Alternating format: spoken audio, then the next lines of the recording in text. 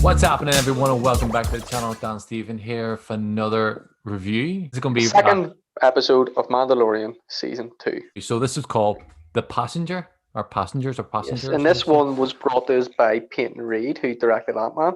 So they got some pretty fucking high-profile directors on these episodes, like. So this episode, slightly more.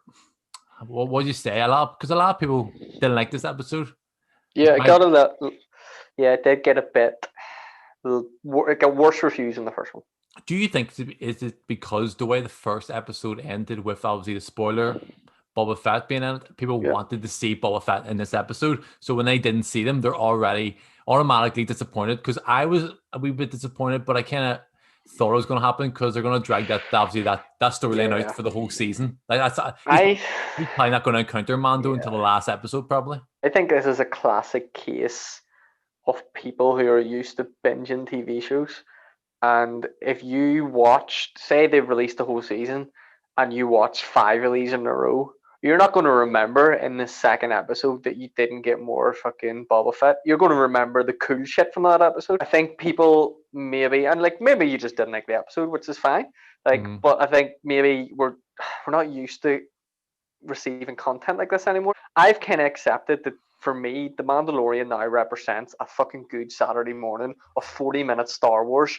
Yeah. So even if the episode is absolutely shit, I'm not going to get that annoyed about it because I still think it's going to look amazing and it's still going to give me a wee bit more Star Wars. I thought this episode was really, really good. I love it. I really enjoyed it. You know, just something about it. Like I've accepted what this show is we're seeing this character just going about his daily business as such. He's going about different planets. He's meeting new people. It's like a video game. Mm-hmm. It's like you're on this planet, you go and you speak to this person, and then this person gives you a task to do, and you go away and do it. Like that's what it feels like to me, and that's what this was. Like we met back to that lady who loves fucking Baby Yoda. He's obviously looking for, Mando is obviously looking for other Mandalorians because they're busy down out. So that's basically his quest. And obviously he has a side quest or another quest, which is to get Baby Yoda back to his planet. So there's 2 things he wants to do in life: get more Mandalorian and get Baby Yoda, or get the child back to this planet. And basically in this episode, he's basically told like this frog-like person knows where more Mandalorians are, but you need to basically take her to this planet. But basically the catch is you can't go through hyperspeed, and because of that he encounters X-Wings, or like Republican fighters, which I fucking love, man. That's what I love about this TV show. It's like it changed your opinion on X-Fit for me. It's like, oh, they're like the police. You don't even realize that. You're like, these are actually, they're like the law. Yeah. And they can't be dicks. See them as the good guys. Yeah. Like they're the good guys, and like in Star Wars, the New Hope is like all Star Wars is just good versus evil. It's simplistic. Like it's they tried to layer it as the movies went on, but in reality it's just, this is a bad guy, we are the good guys. But then you kind of just see those and you're like because we're rooting for Mando and we know Mando's a bounty hunter, so he's not actually a good guy. But then but we know deep down that he is a good guy in all the way, in that sense. But on the conventional, on the face of it all, he's probably a bad guy, probably wanted not to. So when he encounters these obviously Republican fighters, they're probably like, Republican fighters? That sounds a bit too close to home here. It sounds a wee bit American too. Oh, so these obviously these X-Wing fighters are like, well, you're fucking, like, you're wanted, you have a bounty and all too. It's like, oh shit, they're dicks. No, Mando's a good guy. Leave Mando alone. What I love about this TV show, and I said it last episode, is that this TV show now is it can stand on its own, because Mando is such a good character. Pedro Pascal plays him really well, even though he only does the voice of him, which I really really disappointed when I heard that. That character and his storyline, his arc, it was obviously he has a story arc now, is really interesting anyway. So that third carries storyline.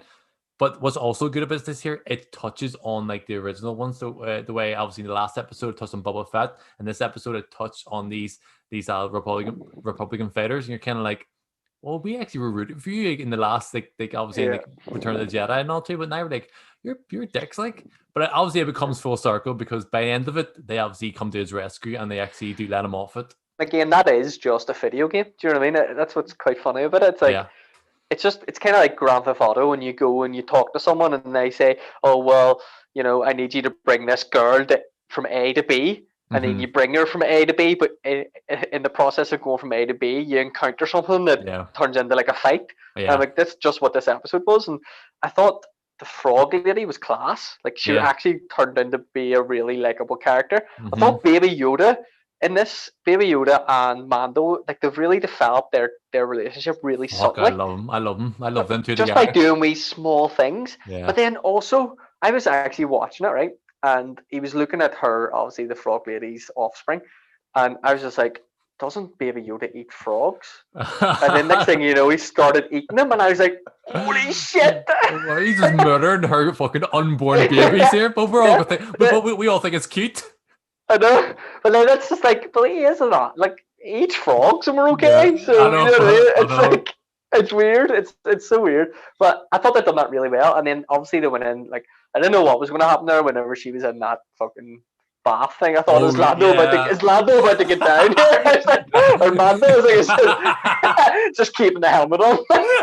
I was like, what was going on? I was like, it's getting raunchy here. All the steam and all that. Like, frog. But then it turned into a whole alien fight, which I loved as Oh, I well. love And then that. Baby Yoda started it. What I also loved about this episode, when I didn't know this yet, but I seen on like online, it's like some Star Wars YouTube channel, like that concept for them spiders. Mm-hmm. Obviously, they're in Jedi Fallen Order, weren't they? Mm-hmm. The spiders are in a planet. I think it's the same Mm-hmm. planet that he's on.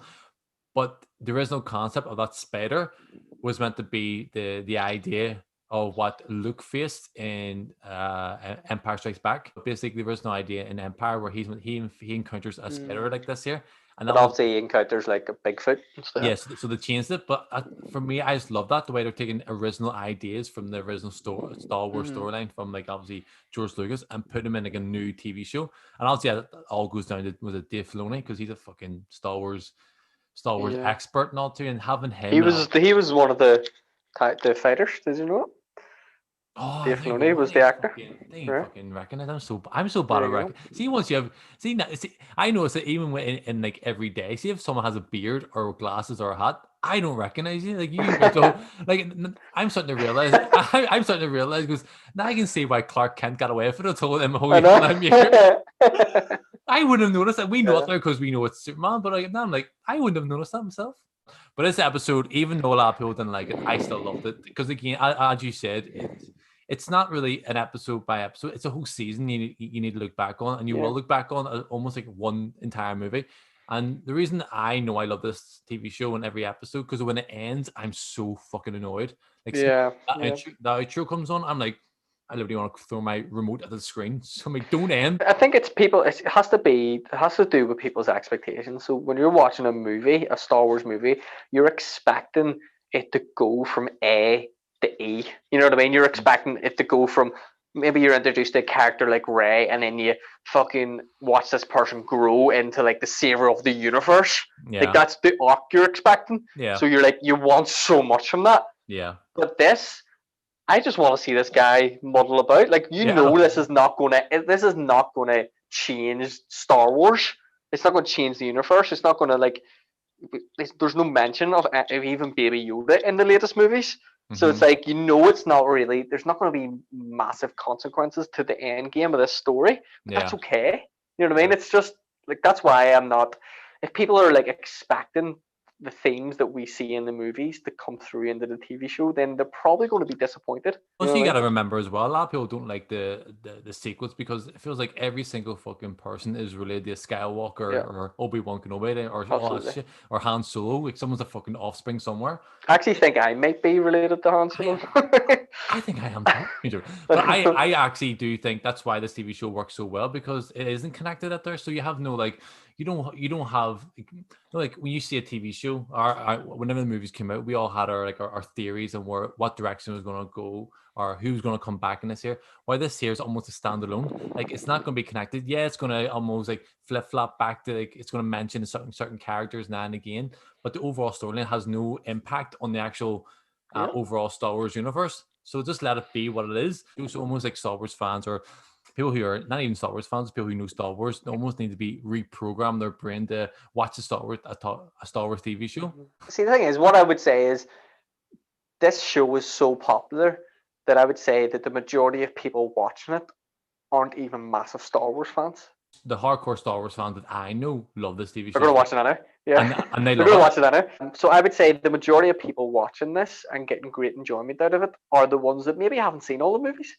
Which I think it's doing a Probably. really good job of. Is like, you don't need to necessarily know. Like, see, when I started rewatching Mandalorian, like the second season, even me, I was like, where does this take place again? Because Yeah. it doesn't actually matter. Yeah. Like, it doesn't matter that this took place at the end of Return of the Jedi. It Mm. doesn't actually matter to you as the Yeah. person watching it. It's nice for us to know that shit in the background. Because we're massive Star Wars fans, and we want it all. We want to know where it fits into the storyline. Yeah. You know, where does this fit in? But if you're coming at this as a non-Star Wars fan, I think you get so much enjoyment from it anyway, because the Yeah. characters carry the movie, like, or carry the TV show. Sorry, like Mando is such a cool character, and Baby Yoda or the child is just fucking adorable anyway. So you don't need to know that Yeah. it's Yoda, like it looks like Yoda or some shit. You just need to know that's fucking cute as shit, and it eats frogs, Yeah. and it has the Force landing in its class. And I'm glad they're not overusing that force bit. Like, Yeah. I'm so glad that they're not every single time they're stuck. Like, if you take it back to this episode with the spiders, I was like, oh, is Baby Yoda just going to save the day? Yes, that's And all then I I'm kept like, I'm thinking. glad they're not just doing that. All I was thinking when you said that there was just basically Rise of Skywalker. Like, the Force can do all these things now. I was like, can it? Since when? I know, I know. Any situation and like they got themselves in, all the Force can do this now. Like, oh, very convenient that is. Fuck's sake. Very convenient force. Because in the first fucking in A New Hope, They can do nothing. Han Solo can do fuck all. Like, Obi-Wan can't even move. He can't even walk. Like, the force flowing through me. Like, he can't do nothing. Alright, that was our review of like episode 2, season 2 of The Mandalorian. Hi everyone, thanks for watching the video. Please like, comment and subscribe. Just to let you know, we've got similar content available on the channel if you want to check it out. We also do our own podcast called MCPodcasting, where we cover a range of topics from politics, sports, and even movies. We basically just talk a lot of shit. We argue a lot as well on it there, but all the links are below. We're on all major platforms, Spotify, iTunes, and is there any other? That's the main ones, yeah. Yeah, it's the main one. Just check out the podcast, and if there's any sort of videos you want us to react to, drop us a comment on the YouTube videos, and we'll be sure to check it out. Oh, if you want to make fun of us, then go ahead. We don't care. Be nice. Be nice. In fairness, we don't really get that many comments. No, don't. Yeah. Stop looking at me. Okay.